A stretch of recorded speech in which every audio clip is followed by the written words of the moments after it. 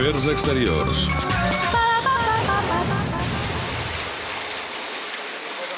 Centenars de milions de dòlars de facturació i una plantilla formada per 3.495 treballadors. Són les xifres astronòmiques del grup Comeca. Si suposem que l'estatura mitjana d'un empleat de Comeca és de 1,70 m, els 3.495 empleats col·locats l'un damunt de l'altre farien una pila de... no sé, molt alta. La competència. No hi havia possibilitat de fer-ho d'una altra manera. És l'única manera de seguir, en vez de frenar-nos, de seguir endavant. Aquesta també és nostra. De l'Horizonte. De l'Horizonte. A veure quin preu... Aquí està, per exemple, de l'Horizonte. Però això són 284 colons o 1.291? Per importar no deu ser tan complicat com altres països que posen les restriccions... Aquí no hi ha cap restricció. Veuràs aquí la... El senyor Masalles dirigeix un grup empresarial que treballa en sectors com el turisme, l'embalatge, els supermercats o l'alimentació. Això és... Això, així és com ve de la finca. Aquí ho pots veure... De la vostra finca. De la nostra i d'altres. I d'altres finques. Sí. Això és un palmito. Això és una palmera, és una palma. Sí. És el tronc que es talla quan té 6 centímetres. Víctor, t'imaginaves quan vas venir l'any 52 que acabaries tenint una fàbrica de margallons? No, perquè ni els coneixia. No? Quan els vas tastar per primera vegada? Fa com 20 anys, 25 anys. I et van agradar? Sí, com no. Entre altres coses, les empreses d'en Víctor Masalles són les responsables que cada dia hi hagi 75.000 margallons més al món. Aquí els tanqueu. Aquí el tanquem. I les llaunes també les feu vosaltres? També les fem nosaltres. Però amb això vam entrar en aquest negoci. Que teníem les llaunes. Arran de les llaunes veu entrar amb els Teníem margallons. les caixes de cartó. Així és que... I després... Una cosa porta l'altra. Porta l'altra. I com que ja teníem les caixes i teníem abans, després vam comprar finques i vam començar a sembrar. Perquè vam començar comprant margallons. Sí. I després vam comprar finques i vam ajudar. La vostra. Sí. Part nostra, part que siguin comprant. Però quan parlem de margallons, de què parlem exactament? Aquest sí que està cuinat, I això està amb aigua salada, no? Els poseu una mica salada. Home, això és una altra cosa. Això ja és diferent.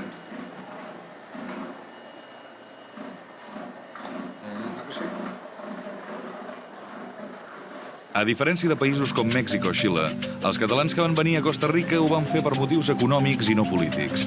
Arribaven a un país que es deia Costa Rica, no Costa Justa o Costa Utòpica.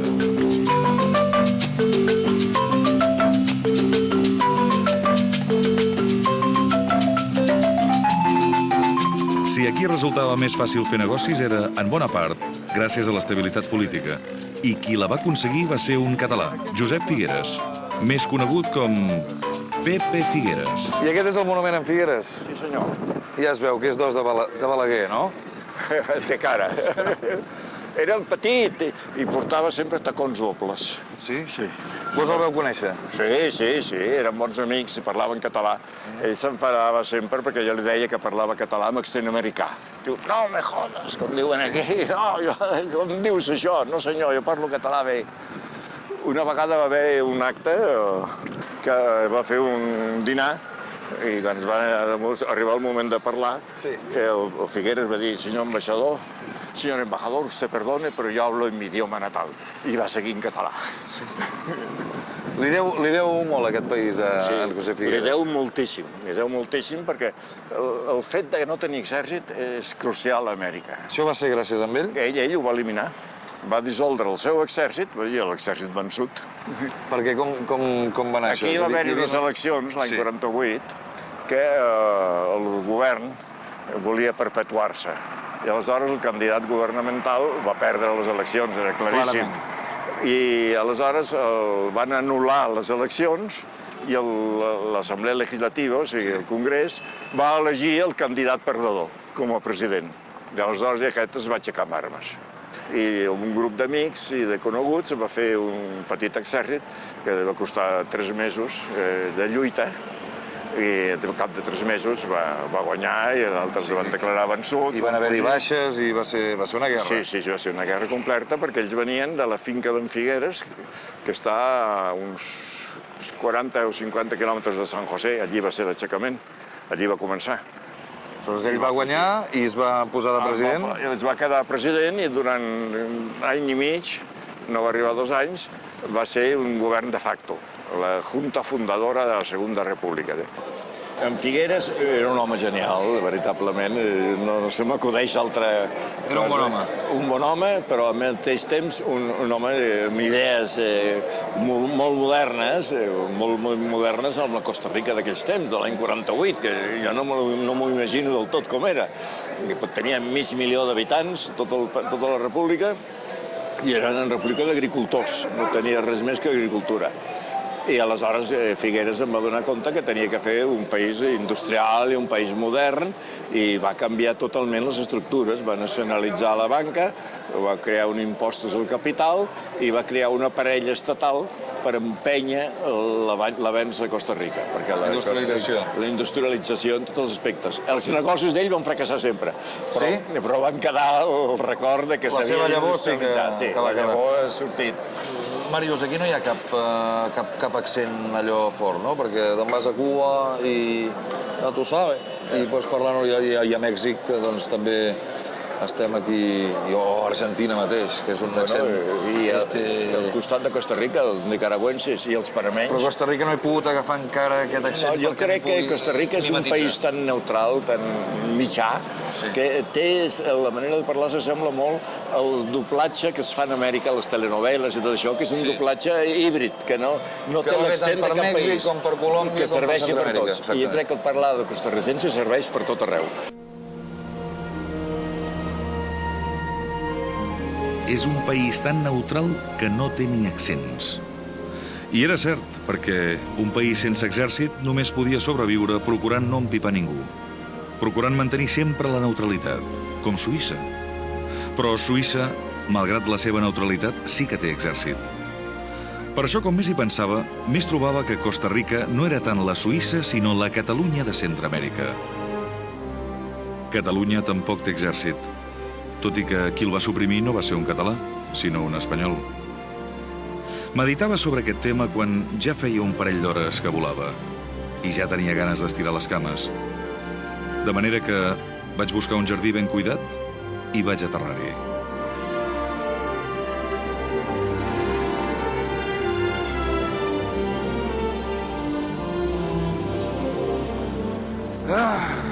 Sí cae bien una parada. Si no termina uno mareado. Sí, però això amb l'Airbus no ho fas. No. De parar. Menos en un sitio así.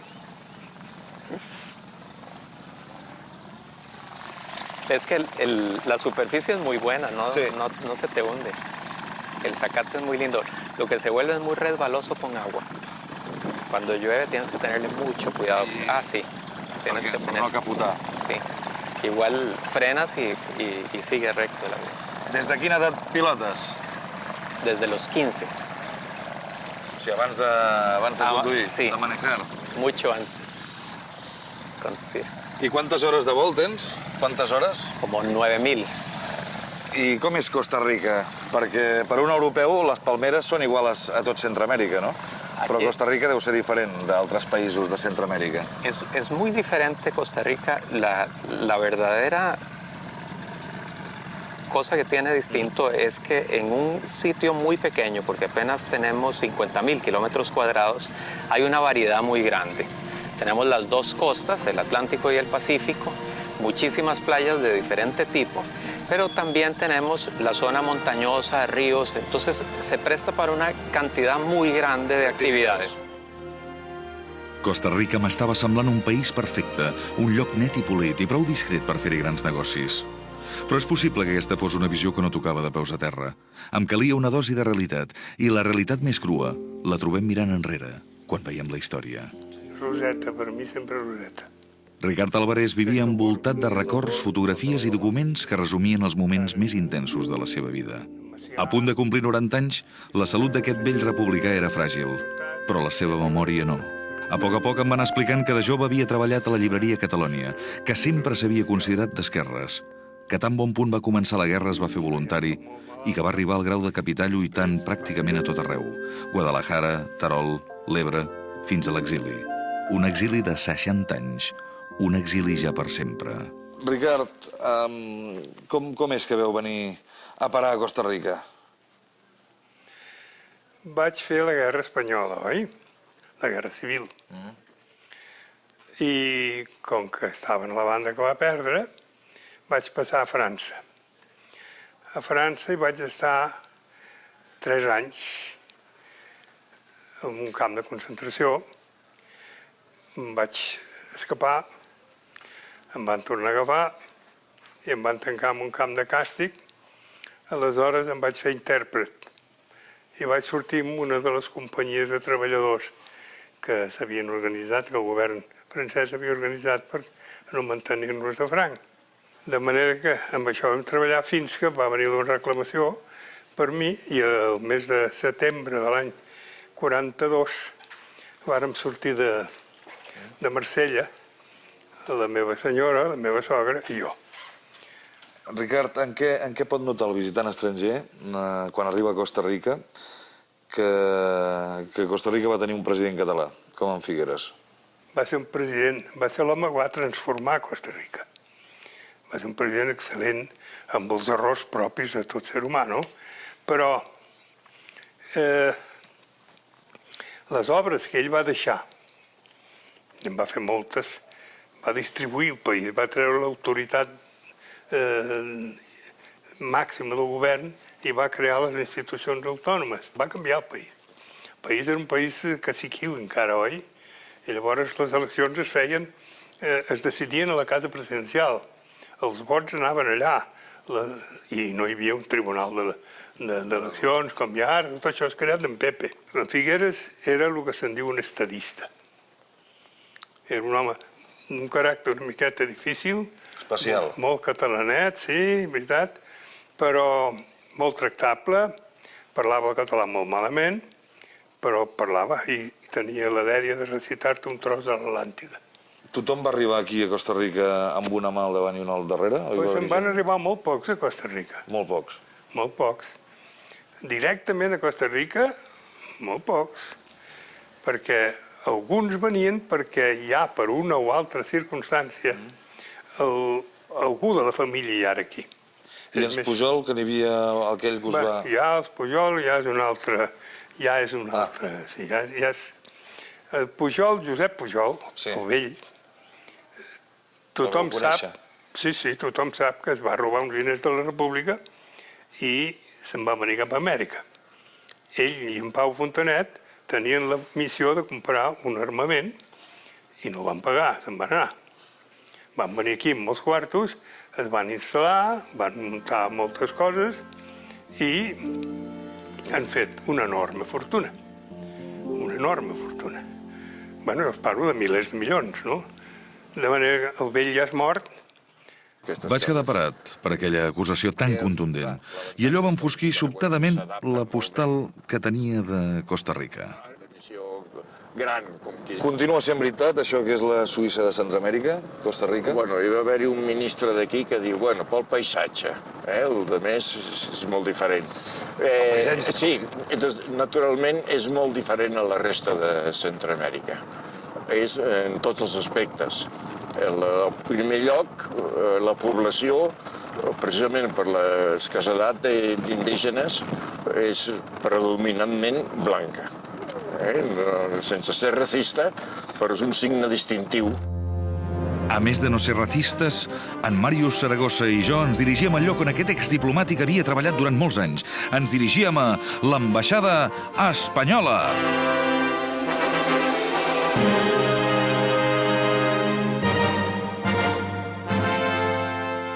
I això per mi era una novetat. En tots els llocs on havia estat, mai m'havia sentit temptat de posar els peus en una ambaixada espanyola. No em feu dir per què. No ho sé.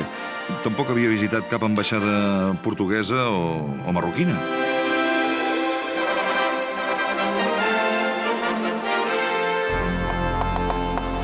la meva consigna. Ya me habéis abierto. Adelante. Hola. Què tal? Buenos días. Està una mica fosc ara, però encara ha de funcionar el llum. No funciona ja. Ja no me'n recordo on es prenia el llum. Però aquí estava jo, sentat. 27 anys has estat treballant. Sí, però no tenia computadora, Tot a mà. Tot a mà. Com se'ls tracta, els ambaixadors? Quin tractament Señor tenen? embajador.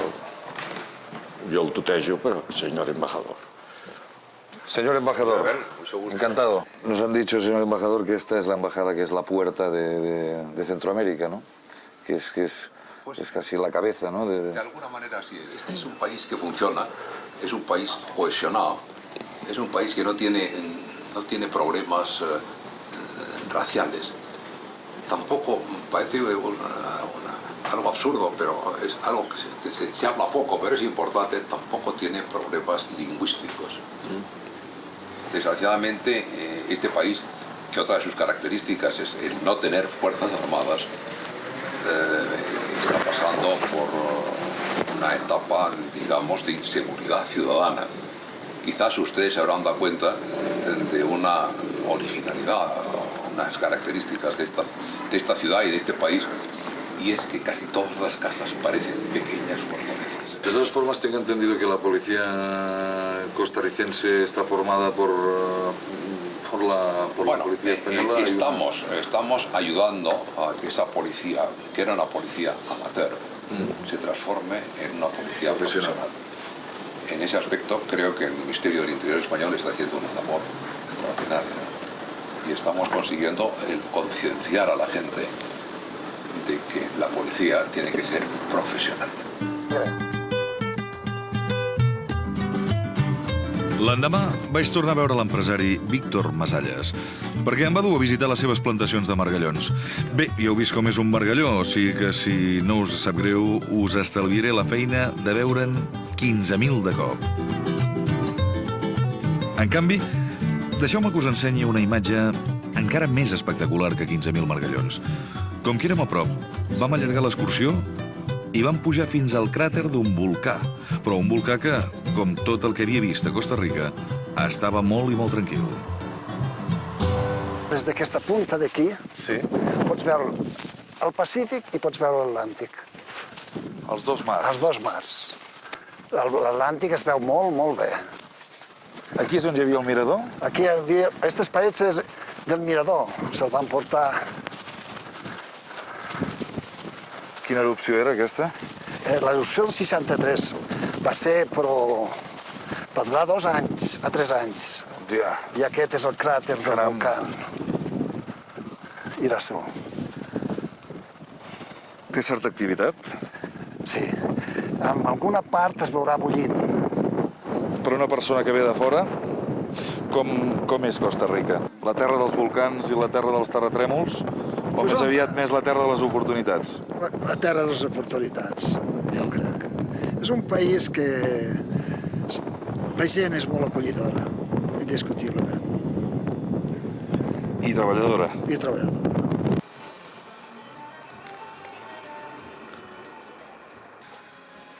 Ara podríem estar perfectament amb un xalet suís, eh? Sí, senyor. I estem a Costa Rica. Ja estem a Costa Rica. És la Suïssa centroamericana. Això continua sent encara? Sí, sí. A Costa Rica no hi vaig veure gaire gent pobra. No hi vaig trobar misèria, ni pintades polítiques, ni monuments que commemoressin una història convulsa. Costa Rica no era Cuba. No ho era històricament, però tampoc ho era per caràcter. La gent no vivia al carrer. No semblava gent gaire divertida ni vitalista. Semblava un país de gent aplicada, gent organitzada, estalviadora.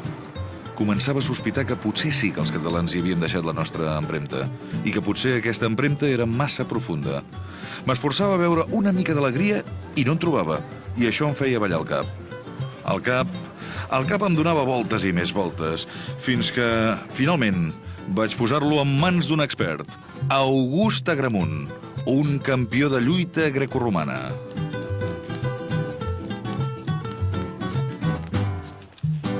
Com el veu aquest cabell? En tinc per l'estona? Sí. pot... No, I el té ben delicat, aquest cabell, eh? una mica delicat, sí. Ah, clar, i tant. Però n'hi ha per estona de carinyo? No gaire, no. No? Què m'està dient? No gaire, Sí? no. Mare de Déu. Jo vaig a fer la prova de... Faci'm la prova. Per veure la... El meu avi, el cel sigui, als 21 anys era calb. I el meu pare... Jo el meu pare no l'he conegut mai i va morir als 99 anys. Sí. I... doncs no té... No té molta gràcia, no? En té una miqueta, que veu? Sí. Veu-la? Sí. La veu? Això és de la calor que hem tingut avui. No, això és la saborrea que té. Sí? Però en tinc poca. En té poca, perquè per lo que té ample aquí en té molt poca. Això vol dir que tinc esperances de mantenir-lo una mica. De mantenir-lo sí, però de que li creixi més no. No, créixer no, home, mantenir-lo. Ja mantenir n'hi ha prou. Bueno, Així vostè primer se'n va anar a Nicaragua. primer Nicaragua. Jo d'Espanya vaig anar a Nicaragua. Això quin any va ser? Jo que vaig al 52. 52. Sí. I va deixar la perruqueria... Amb el meu germà, que ara està a Managua. On la tenia vostè, la perruqueria? Avenida Porta de l'Àngel. I després la tenia frente a la clínica del doctor Barraquer. I ho va deixar tot i se'n va anar cap a Managua. I me'n vaig anar... Bueno, ho vaig deixar i vaig deixar el meu germà allà. Vaig venir aquí ja per quedar-me. I després el meu germà... Vull dir que no hi estava bé, allà a Barcelona. Vaig quedar de Franco hasta aquí. Des d'un dia que jo estava parlant en català i vam passar aquesta la falange i em van sacudir. I el van estomacar per parlar en català. Vam anar per dit perquè jo soc subcampió de grecorromana de Catalunya. O sigui que no van anar de buits, no? També. També es van emportar el que es mereixien. Sí. I el viatge hauria de ser bastant llarg, aquella època, també. Sí, jo vaig venir amb el Constellation, com el meu cunyat. Ell era el que dirigia tots els avions. Vam fer el viatge amb el Constellation, que deien que era enorme, i ara és petitet, així quan el veus... Això li rebaixaré, perquè no. Ara li dono un consell per aquest cabell, si el vol conservar. Sí, home, i tant. Ja me'ls pot donar, no un, no, hasta 3 consells. Sí. Vostè coneix el vinagre, però que sigui d'àcid acètic. Llavors, això, vostè cada vegada que se renta el cap, té de posar-se aquest vinagre perquè vostè té el cabell aquí que ha perdut el color. I és de l'aigua. Això és de l'aigua? De l'aigua.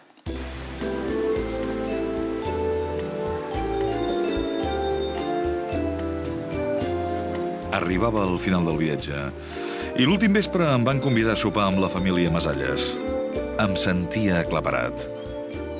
Durant setmanes, en molts viatges, havia conegut catalans de tota mena. Polítics, venedors, intel·lectuals, aventurers... Però mai, fins aquell vespre, havia vist un català immensament ric. Allí, en aquella casa, es notava el poder del margalló. Sé que dir això us sonarà a broma, però no ho és gens ni mica. Sentia la presència intangible d'un poder gairebé sense límits. I això no ho havia sentit abans enlloc. Admirava tot el que havia aconseguit en Víctor Masalles al llarg de mig segle de treball. Però era una admiració que produïa un cert vertigen. Com si admirant Masalles també fos admirar el sistema econòmic que l'havia fet tan imponent.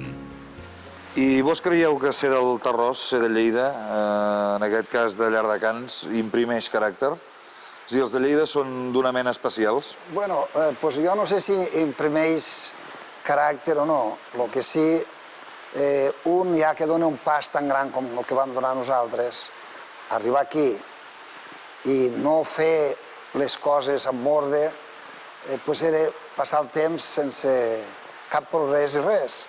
O sigui que va ser des d'un principi un...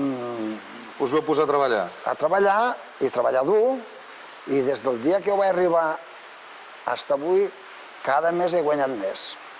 O sigui, jo sempre vaig economitzar des del primer mes que vaig arribar aquí. Vos us sentiu, Víctor, un dels últims personatges com aquells que anaven a Amèrica, feien les Amèriques i després tornaven? No, jo no vaig vindre mai amb aquesta intenció. La intenció meva quan vaig vindre a Amèrica és que Espanya estava molt exactament... Trasbalsada. Molt desbalsada, molt difícil, molt difícil. Van dir, bueno, anem a provar allà, a veure què. Si allà no resulta, doncs tornem. I si resulta, allà mos quedem. Però mai jo vaig pensar vindre aquí, fer milions i tornar-me'n cap allà o tot això. Mai vaig pensar això. Era cert. Què més hi podia afegir? Als seus 70 anys, en Víctor Masalles resumia la seva vida amb aquesta frase: cada mes he guanyat més. Era un bon moment per deixar un país tranquil i pròsper, l'únic país d'Amèrica que ha estat fet a la catalana. Malgrat algun núvol, marxava amb una visió positiva. M'havia quedat un bon regust. Concretament, un regust de margalló.